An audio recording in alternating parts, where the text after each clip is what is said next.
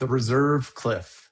That's why at home, you end every day with 40% left. But on a travel day, you end with 10% left in your battery. And that gap is where trips fall apart.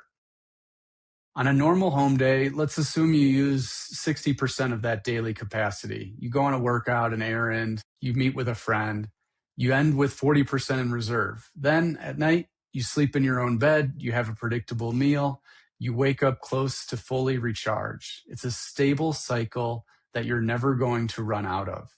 You assume travel works the same way. It doesn't. On a travel day, you use the same 60%, you end with 40, then you sleep somewhere unfamiliar in a different time zone, in a different part of the world, speaking a different language, with different food in your belly, and you wake up at 60% instead of 90. Another full day of travel now brings you down to 10%. And this is where you meet the reserve cliff. By day 3, you're going on to a day of museum tours and you're near the bottom of your tank. I've been there, and I'm sure you have too.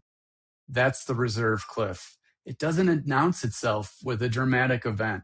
It announces itself with a slight setback that puts you over the edge. A short temper, a hill that stops you when it shouldn't have. You've been running on empty and didn't realize you were inching closer and closer to the reserve cliff. Protect your reserve before your trip takes it. That might mean a shorter trip. It might mean building reserve in the weeks before you leave. I'll let you decide.